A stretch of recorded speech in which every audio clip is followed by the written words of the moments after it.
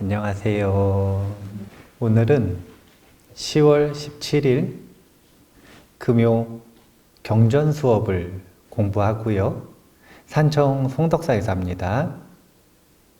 유시철학을 가지고 3회차, 4회차를 공부해야 되는데요.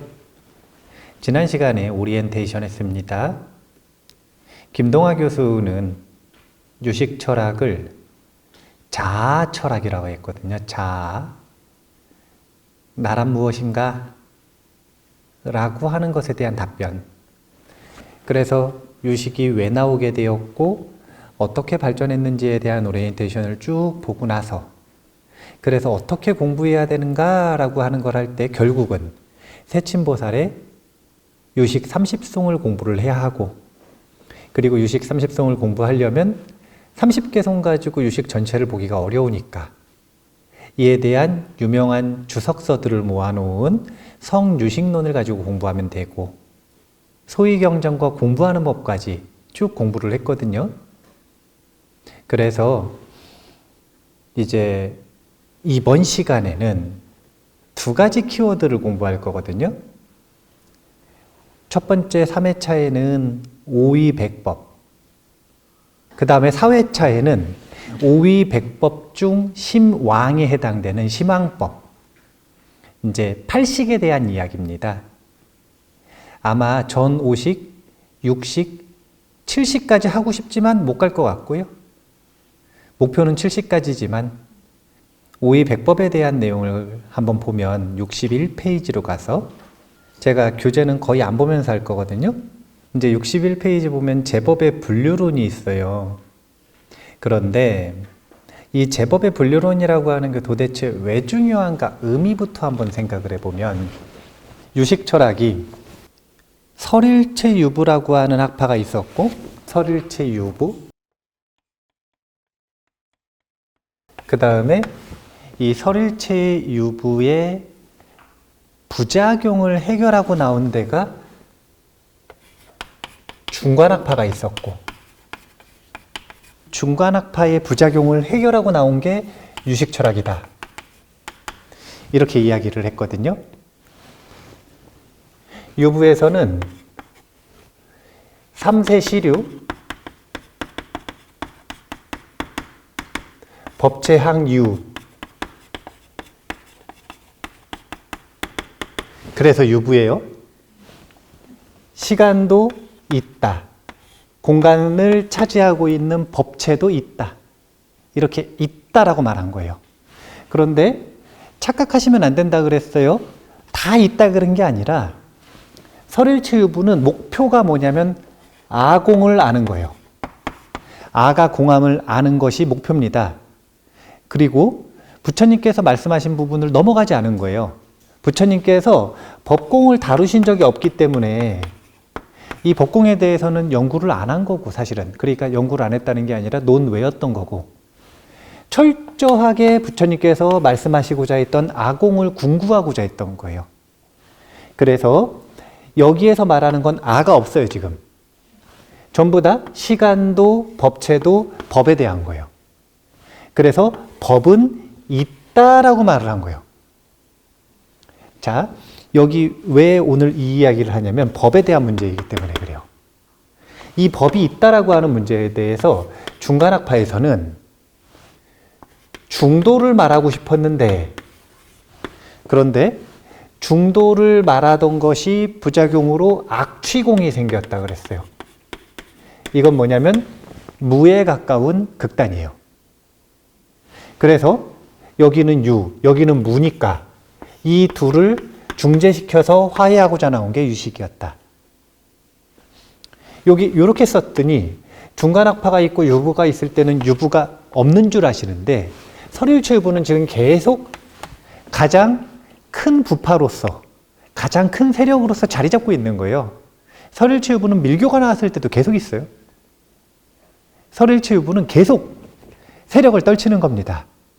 그런데 그 유부에서 해결하지 못하는 것들을 지금 해결하고자 대승의 다양한 철학들이 나오고 있는 것이다. 대안으로서.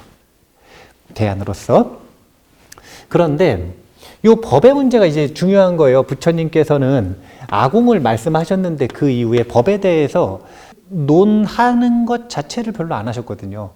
왜냐면 해탈과 관계가 없어요. 해탈은 아공만 알면 해탈하는 거예요.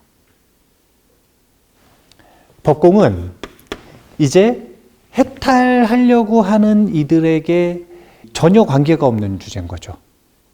그런데 부처님 돌아가시고 나서 법에 대한 연구가 진행되는 자체적인 의문도 있었고, 그거 말고 다른 종파, 다른 종교, 외도들과의 논쟁 속에서 이 법이라고 하는 것의 실체에 대해서도 대답할 의무가 있었어, 불교에게. 그래서 법이라고 하는 것에 대한 연구가 쭉 이어지는데, 이제 이 법을, 이 오의백법이라고 하는 법의 분류를 공부하기 전에는 그냥 상식선에서 말할 때는 존재를 법이라고 한다 그랬고, 그 다음에 진리, 가르침을 법으로 한다 그랬어요. 그런데 구사론에서 말하는 오의 75법, 그러니까 설일체유부의 오의시 75법, 그 다음에 유식에서의 오의 100법 할 때 법은 사실은 의미가 조금 많이 다르다는 거예요. 이 법에 대한 정의부터 명료하게 알아야, 그래야 그 다음에 이 법을 오의 75법으로 하든 아니면 오의 100법으로 하든, 이거를 세밀하게 어떻게 나눌지, 순서가 어떨지는 법이 뭔지 일단 먼저 알아야 되는 거예요. 법을 도대체 왜 그렇게 중요시 여기느냐. 불법승 삼보여서 그러는 게 아니라, 불법승 삼보할 때는 가르침이잖아요. 지금 가르침하고 완전히 다른 의미예요, 법은. 이제 61페이지에 대저법이라 하는 것은 두 번째 줄이에요. 고래의 정의에 의해서 임지자성이라 그랬어요. 그리고 괴생물해라 한다, 이렇게 되어 있어요. 임지자성이라고 하는 것은 임하여 지니고 있다는 거예요. 자성을. 자기만의 독특한 성질을 유지하고 있어야 된다는 거예요. 이걸 법이라 그래요. 그 다음에 괴생물에는 독특한 자성을 가지고 있으니까 타인이 보기에 이해가 생기는 거예요. 그걸 보고서 이 두 가지가 법의 특징이라. 이 두 가지는 밑에 예로 든 게 있는데, 화와 수를 예로 들었거든요. 근데 우리는 이제 화학적인 지식이 있으니까 수를 가지고 해볼게요. 물이라고 하는 것은 독특한 자성이 있어요. 어떤 자성이 있을까요? 습기. 그래서 어떤 물이든 습기가 없는 물은 없어요. 그렇죠? 그러니까 이 습기라고 하는 것을 물이라고 한다, 물의 자성이라고 한다라고 한 게 분명하잖아요.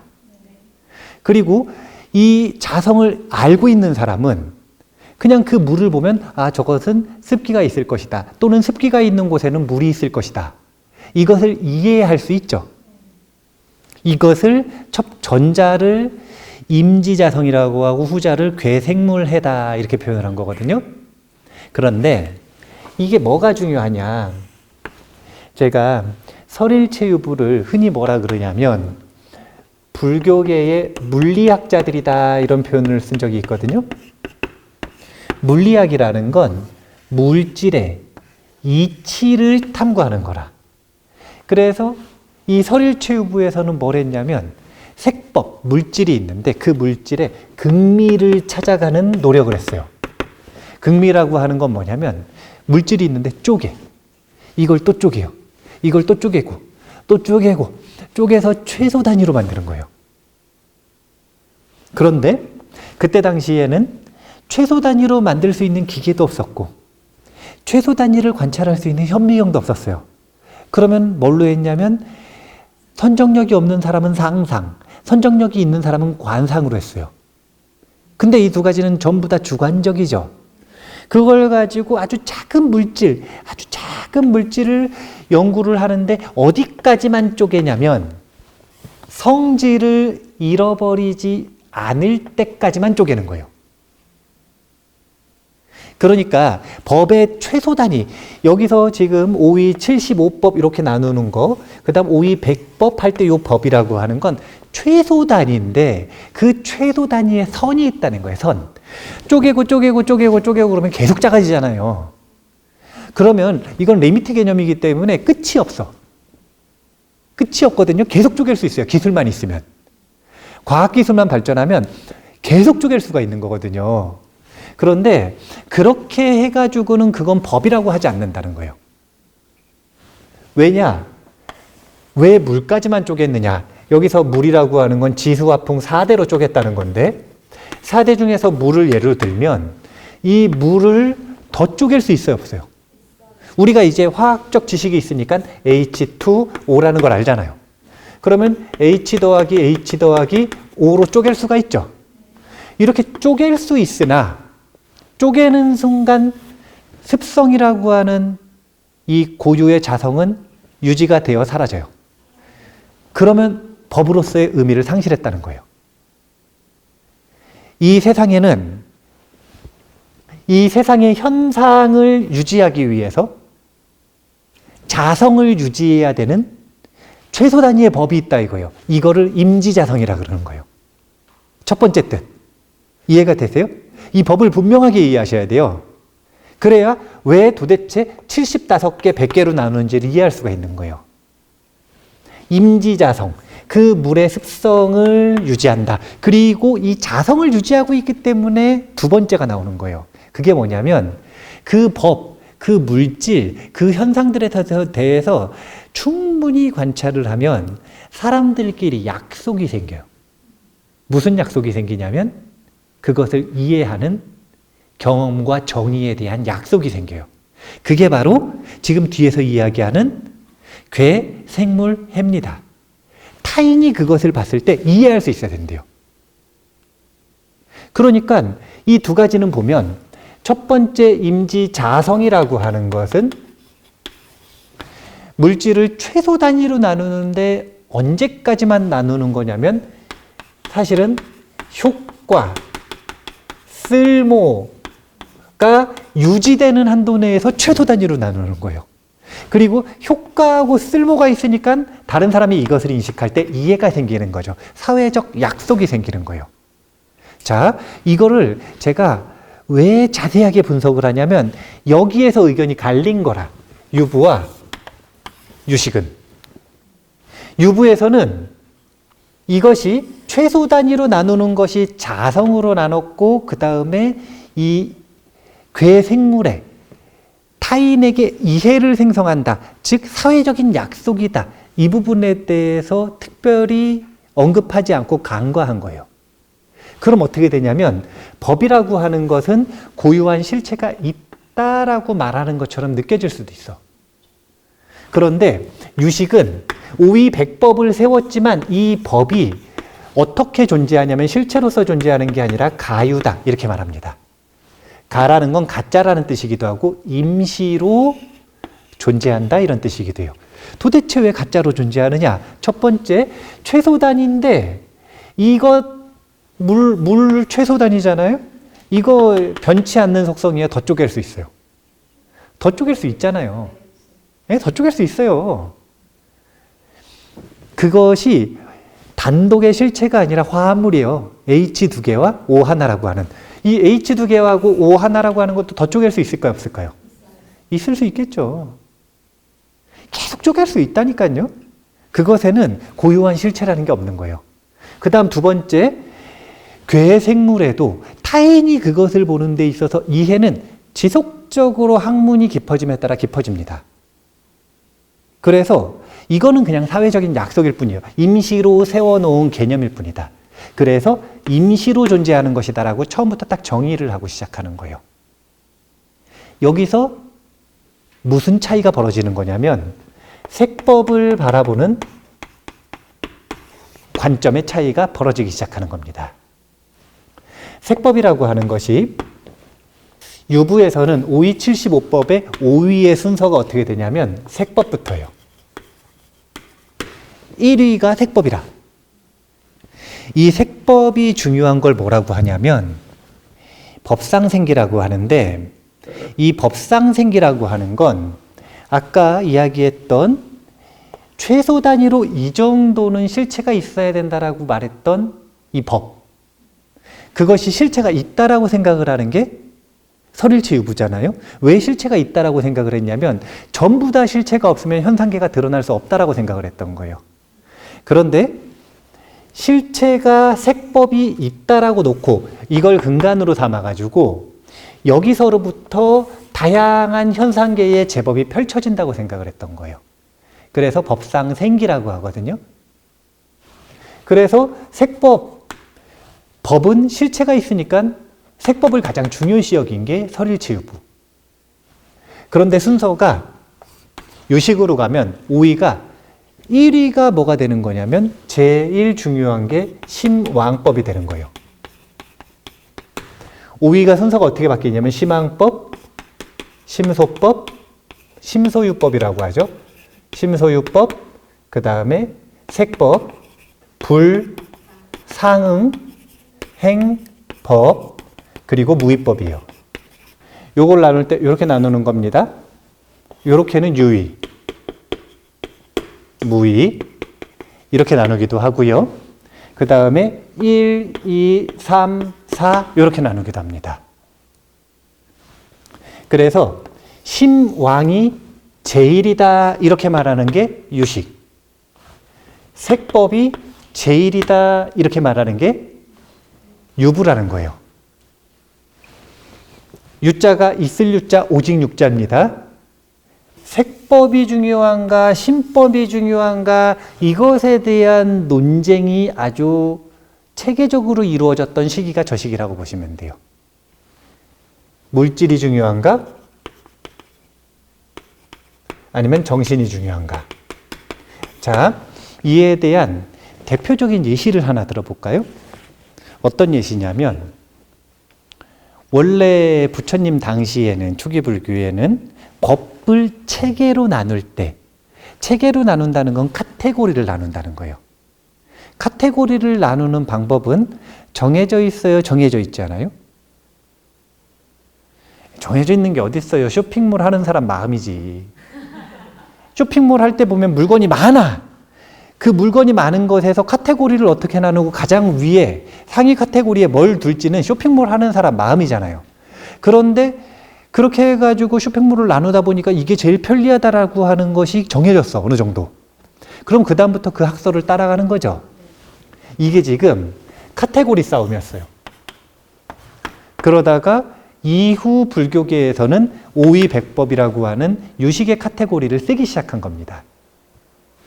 그런데 물질이 중요한가 정신이 중요한가 이것을 보려면 부처님 당시에는 카테고리를 어떻게 나눴는지를 봐야 되는데 부처님 당시에는 오온으로 나누기도 하고 12처, 왜 자꾸 숫자를 또 쓰지? 12처 아니면 18개를 나누기도 했는데 이 12처라고 하는 건 대표적으로 색경과 안근이 만났어요. 이 두 가지가 만나면 이제 식이 일어난단 말이에요. 그런데 유부는 주장이 뭐냐면, 자, 우리 지금 무엇인가를 경험하려고 하는 사람은 안근은 당연히 있는데 눈앞에 색경이 있어요. 색경이 있어. 그러면 안근과 색경이 갖춰져야만 식이 일어난다. 이렇게 말한 거예요. 일리가 있나요? 일리가 있어요? 그러니까 무슨 얘기냐면 안근이 있잖아요. 색경이 없어요. 여기가 지금 허공이라고 생각해봐. 색경이 없어. 그러면은 안식이 일어나요, 안 일어나요? 자, 소리도 이근이 있어요. 근데 성경이 없는 거예요. 아무 소리가 없어. 그러면 듣는 마음이 일어나요, 안 일어나요? 안 일어나죠. 그러니까 물질이 근본인 거예요. 이걸 주장한 게 유부의 주장이라는 거예요. 그런데 유식은 또 재밌어요. 그게 뭐냐면, 자, 봐봐라. 이렇게 얘기하는 거예요. 안근이 아무리 있어봐라. 색경이 아무리 있어봐라. 안식이라고 하는 식이 일어나는 마음 자체가 없다고 생각해 보세요. 그러면 안근 앞에다가 아무리 색경을 갖다 놔봐. 안근 앞에다가 색경을 아무리 갖다 놔봐야 안식이라고 하는 힘 자체가 없으면 식이 일어나겠어요? 안 일어나겠어요? 안 일어나겠죠? 그러니까 아니다. 색경이 있어야만 안식이 일어나는 게 아니라 안식의 힘이 원래 잠재되어 있으니까 이걸 바탕으로 색경이 비쳤을 때 안식이 활동하는 것처럼 보이는 거다. 이게 무수히 많은 물질과 정신 간에 무엇이 더 중요하고 무엇이 더 근본적인 것인가라고 하는 대립의 다양한 양상 중에 하나예요. 몸이 더 중요한가, 마음이 더 중요한가, 부처님 색신이 더 중요한가, 부처님 법신이 더 중요한가, 온갖 이 대립 중에서 색경이 우리의 경험의 근본으로 둬야 되나, 아니면 안식을 근본으로 둬야 되나. 봐보세요. 요것만 들었을 때는 영락 없지 않아요? 눈이 있단 말이에요. 눈이 있는데 아무것도 없어. 그러면 안식이 일어나요? 안 일어나요? 안 일어나잖아요. 이 색경이라고 하는 건 뭐냐면 이런 물질을 얘기하는 게 아니라 청황적백이라고 하거든요. 그럼 뭐냐면 빛깔을 얘기하는 거예요. 빛깔. 그러니까 물리학자들이라. 우리가 인식하는 건 이 물질이 아니라 이 물질에 비친 빛이라고 하는 걸 알고 있는 거예요. 그러니까 빛깔을 색경이라고 하거든요. 그러니까 빛깔만 있으면 그 빛깔이 안근하고 만나야 안식이 일어난다. 이거 딱 그것만 들으면 너무 일리가 있잖아요. 근데 유식학자들은 완전히 뒤집어서 생각을 한 거예요. 아, 생각해봐라. 안식의 능력 자체가 없어봐라. 안식이 지금 서랍 안에 있으니까 색경 만났을 때 꺼내가지고 쓰는 거 아니냐. 일리가 있잖아요. 이게 둘 다 일리가 있어, 둘 다. 그게 뭐랑 비슷하냐면 닭이 먼저냐 달걀이 먼저냐 이거랑 비슷한 거거든요. 근데 여기다가 후대 사람들이 도대체 왜 오이 75법이 아니라 오이 100법에 손을 들어줬느냐. 결정적인 게 있어요. 그게 뭐냐면 요것만 가지고 논할 때는 둘 다 일리가 있는데 뭘 논하기 시작했냐면 자 그래 그럼 이렇게 보자. 요거는 색법 아닙니까? 이건 심법이죠. 심왕법. 자 이렇게 보자 이거예요. 색법이 근본이면 색법이 심왕법을 낳아야 돼요. 여기서 이게 생겨야 돼요. 그거 어떻게 설명할 거냐 이랬어요. 그런데 유식은 뭘 설명해냈냐면 심왕법이 굴러서 어떻게 색법이 만들어진지를 설명한 거예요. 그러니까 그냥 단순히 현재 이걸 보는 데 있어서 뭐가 먼저냐 이거는 둘 다 일리가 있는데 그거 말고 그렇다면 무엇이 더 근본이냐 연기에 선순위에 뭐가 있느냐 이걸 논한 거예요. 봤더니 심왕법 가지고 유식 연기설을 만들어버렸거든. 아레아식 연기설. 그래서 아레아식으로부터 어떻게 색법이 나오는지를 다 설명을 해버린 거예요. 그러니까 후대 사람들이 여기 손을 들어준 거죠. 오케이. 안식이 먼저 있는 걸로 하자. 이거 충분히 일리 있다. 그래서 오이 75법, 오이 100법에서 순서가 이렇게 바뀌어버렸다. 이 순서는 어떻게 되는 거냐면 심왕으로부터 뭐가 나온다? 심소가 나온다. 심왕과 심소의 활동으로부터 뭐가 나온다? 색법이 나온다. 그리고 심왕, 심소유, 색법으로 이게 뭐냐면 활동이 업인데 이 업으로부터 불상응행법이라고 하는 게 나온다는 거예요. 다만 불상응행법은 특징이 있어. 그거는 내 몸과 마음과 상응하지 않는다고 보는 거예요. 내 몸과 마음과 상응하지 않는 것 이런 거 있어요. 뭐냐면 글자. 자 봐보세요. 글자는 색법이에요? 글자가 왜? 청황적색이어야 색법이라니까요. 글자에 청황적색이 어디 있어? 써야 청황적색이 있지. 그리고 쓰면 그거는 글자가 아니라 분필이지. 이 불상응행법은 심왕도 아니고 심소유도 아니고 색법도 아닌 거예요. 그런데 세상에 뭘로 있다라고 이야기를 하는 거냐면 가유로서 존재하는, 독립적으로 존재하는 것처럼 보이는, 그러니까 개념이라는 거죠. 사람들이 활용하고 있는 개념. 이것을 불상응행법이라 그래요. 그리고 이건 역시 심왕법으로부터 나온 사람들의 합의에 의해서 만들어진 개념이니까 전부 다 요 심왕법 하나에서 파생되어 나오는 개념으로 설명을 해요. 무위법은 달라요. 무위법은 연기로 설명하지 않습니다. 연기로 설명하는 건 유위법을 설명하는 거고, 이 유위법의 분별이 사라지면 그걸 무위법이라고 하니까. 여기에서 어떻게 인정을 받은 거냐면 다른 게 아니라 심왕법 하나로부터 연기되어 나오는 나머지 모든 법들의 관계를 설명한 게 오이백법에서 심왕법이 제일 위에 올라간 이유고, 그리고 그걸 중심으로 해가지고 75가지 카테고리를 100가지로 더 상세하게 분류해서 체계를 완성한 게 오이백법이라고 하는 법의 체계다. 그리고 공부를 더 자세하게 하고 싶으신 분은 오이백법은 자세하게 논하고 있는 논전은 세친보살이 쓴 백법 명문론이 있어요. 이름부터가 벌써 백법을 논할 것 같죠? 백법 명문론이라는 게 있습니다.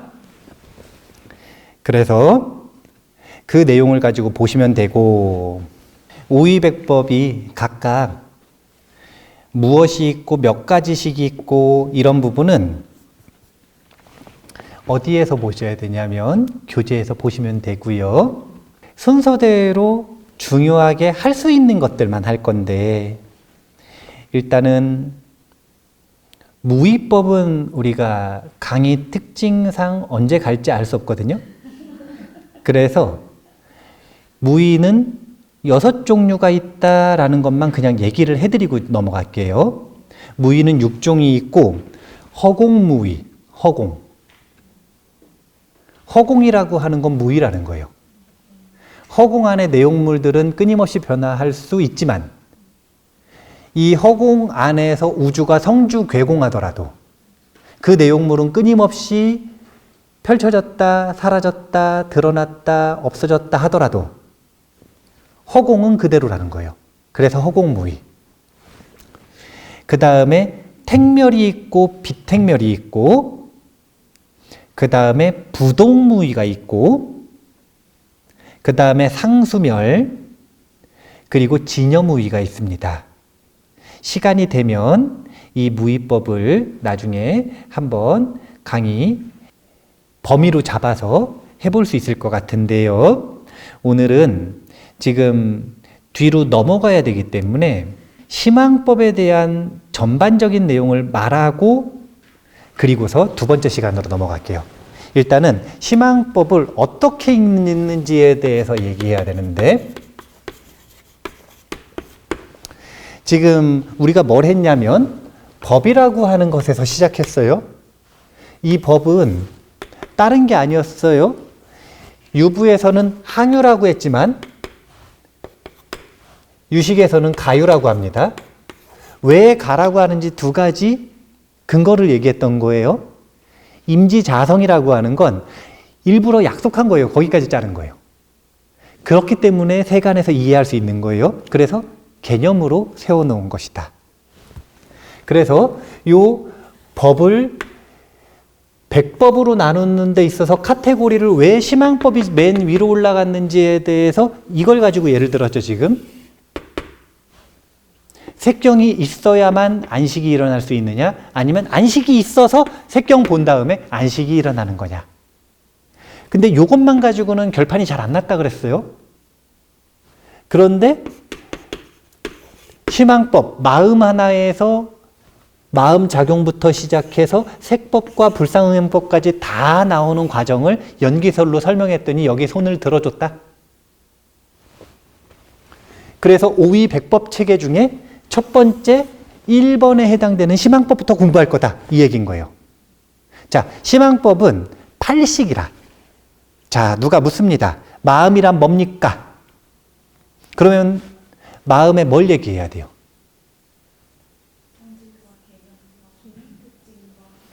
예, 이제 유식 우리 공부하잖아요. 그럼 제가 지난 시간에 하나의 단어는 외워둬야 된다. 구조화할 때 상성위. 마음에도 상성위가 있어요. 근데 마음에 대한 상부터 얘기하는 거예요. 마음의 상을 논할 때는 마음을 몇 가지로 말하는 거냐면 8가지로 말하는 겁니다. 8가지는 안, 이, 비, 설, 신, 의, 그 다음에 말라식, 그 다음에 아레아식이라 그래요. 번호를 매긴 거예요. 1번 안식, 2번 안, 이식, 3번 비식, 4번 설식, 5번 신식, 그리고 6번이 의식, 7번이 말라식, 그리고 8번이 아레아식. 이렇게 이름을 붙여도 되고 1식, 2식, 3식, 4식, 5식, 6식, 7식, 8식 이렇게 해도 되는 거예요. 번호로. 그런데 이것을 또 카테고리로 나눌 때는 넷으로 나눠 읽어요. 어떻게 읽냐면 첫 번째는 전오식이라 그래요. 전오식은 육식 전에 5가지를 뭉뚱그려서 전오식이라 그러는 거예요. 그 다음에 육식은 제육식이라 그래요. 이번에는 제자가 붙었으니까 육식 하나만 단독으로 얘기하는 거예요. 그 다음에 제7식, 그리고 제8식이라 그래요. 이렇게 읽는다는 거. 요걸 먼저 기억을 하셔야 되고, 근데 전오식은 뭘 얘기하는 거냐면 감각식을 얘기하는 겁니다. 안으로, 눈으로 보는 것, 귀로 듣는 것, 비, 코로 맡는 것, 혀로 맛보는 것, 촉감 느끼는 것, 감각, 오감. 우리가 오감이라 그러잖아요. 이 오감이 전오식이 되는 겁니다. 제6식은 이름을 뭐라 그러냐면은 식이라 그래요. 제7식은 의라 그래요. 제8식은 심이라고 합니다. 물론 그 뜻에 따라서 이름도 있죠. 얘는 의식이고 얘는 말라식이고 그 다음 얘는 아레아식이에요. 근데 이거는 그 특성을 그대로 반영을 한 거고, 이 심의식이라고 하는 책에는 부처님께서 마음을 표현하실 때 자주 쓰시던 3가지 용어예요. 부처님께서 니까야 속에서 부처님 가르침 속에서 심이라고 말씀하실 때도 있고 의라고 말씀하실 때도 있고 식이라고 말씀하실 때도 있었어요. 그러니까 부처님께서는 뚜렷이 구분해서 말씀하시지는 않은 것 같다 이렇게 설명하는 거예요. 부처님 당시에도 그렇고 설일체 유부도 그렇고 마음에 대해서 완전히 세밀하게 분석하고 명문화하는 과정을 별로 안 했기 때문에 이 심의식을 혼용합니다. 그리고 또 그럴 수밖에 없었던 게 어떨 땐 심이라고 하고 어떨 땐 의라고 하고 어떨 땐 식이라고 하는데 그게 분명히 뉘앙스를 보면은 좀 구분이 되는데 근데 그 뉘앙스도 약간 이랬다 저랬다 하는 거예요, 사실은. 근데 그럴 수밖에 없는 게 부처님 당시에는 마음을 자, 봐보세요. 식이라고 써요. 의라고 써요. 심이라고 써요. 용도가 있어서 그래요? 아니면 그냥 헷갈리라고 막 쓰시는 거예요? 그래, 헷갈리라고 그러는 건 아니잖아요. 내 말을 너무 쉽게 알아들으면 재미가 없으니까 좀 난관을 겪어봐라. 그래가지고 막 헷갈리게 이것저것 쓰시는 게 아니란 말이에요. 근데 그때 당시엔 왜 그랬냐면 부처님 당시에도 그렇고 설일체 유부도 그렇고 마음을 분리된 것이 아니라 동체설, 하나로 보는 경향이 있었어요. 마음이라고 하는 게 이게 무슨 설이냐면 심동체설이고 지금 이렇게 완전히 마음을 8가지로 나누는 것, 이것을 심별체설이라고 하거든요. 부처님 당시부터 설일체 유부까지는 이 의견이 있었고 이것이 유식을 도대체 왜 불교의 심리학이라고 하느냐. 다른 게 아니라 그 전에도 부처님은 유심론에 가까웠어요. 항상 법구경 1번 개성부터 마음이 항상 앞서가고 마음을 모든 것이 따라온다고 하잖아요. 유심론이거든요. 그런데 심리를 상성위, 상을 아주 체계적이고 광대하게 개념화해서 정의하고 그것의 본성을 추구하고 그리고 이것의 수행 단계를, 마음을, 본성을 회복하는 수행 단계까지 완벽하게 논한 유식이라고 하는 이런 심리학이 세워지지 않아 있었다라는 거예요. 그걸 세운 게 이 유식인데 이 유식에서 첫 번째로 한 게 뭐냐면 심별체설을 세운 겁니다. 심별체설을 그동안 약간 아름아름 구분하던 거, 약간 뉘앙스가 이런가 저런가 하던 걸 분명하게 정의해서 분리를 해버린 거예요. 이게 심별체설이 우리 저희 성유식론 할 때 중요한 논사, 10대 논사가 있다 그랬죠. 근데 10대 논사 다 기억할 필요 있다 그랬나요? 두 분만 기억하면 된다 그랬나요? 두 분이 누구냐면은 호법과 이 호법의 의견에 대해서 반대하는, 나 안 해. 나 안 해. 호법 스님한테 맨날 반대를 해. 나 안 해. 안 해. 이제 확실하게 기억하실 거예요. 예. 근데 이 심별체설이 누구의 의견이냐면 호법 스님의 의견이에요. 근데 만약에 유식가에서 동체설을 썼다면 안해 스님 아닐까? 이런 생각을 하는데 왜냐하면 안해 스님은 대부분 호법 스님하고 의견이 좀 달랐거든요. 지난 시간에 4분설하고 1분설 얘기했잖아요. 벌써 마음을 내수로 나누는 거 반대하잖아요. 그냥 1분설 하나다. 그러면은 별체설 썼을 것 같으세요? 동체설 썼을 것 같으세요? 하지만 호법 스님을 중심으로 이루어진 유식가의 의견이 대표 의견이기 때문에 유식은 심별체설이다. 이렇게 말해버리는 거예요. 마음을 8가지로 나눴다. 근데 그 8가지가 결국은 심의식이라고 하는 이 마음들의 본성과 작용을 명료하게 구분해낸 것이다. 여기까지. 진도 다 뺐고요. 정리하면 법에서 지금 식으로 간 겁니다. 첫 번째 시간에 이렇게 갔어요.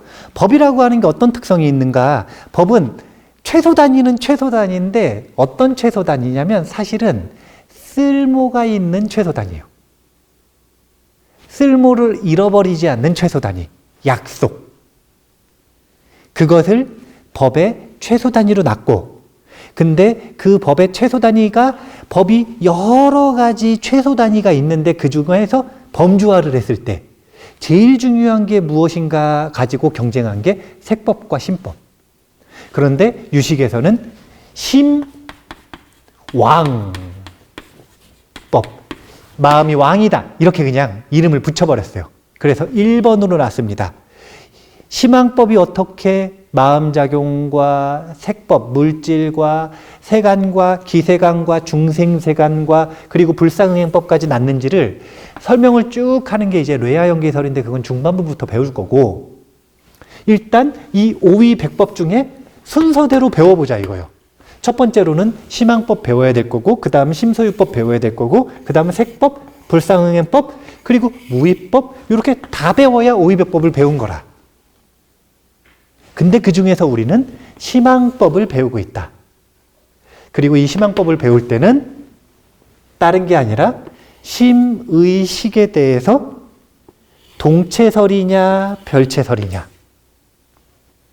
우리가 배울 건 동체, 그냥 얼버무리는 게 아니라 뭉뚱그리는 게 아니라 분명하게 구분해가지고 그 작용을 정의한 심별체설을 배울 거다. 언제? 다음 시간에요. 그러면은 오늘 첫 번째 시간에 법이라는 게 무엇인지 배웠고, 그래서 심왕법, 그 첫 번째 카테고리인 심왕법을 배우는 초입까지 우리가 쭉 서사를 끌고 갔습니다. 다음 시간에 그래서 희망법을 자세하게 한번 공부해 보겠다. 그렇게 머리에 구조화시키셔서 흐름을 잘 보셔야 돼요.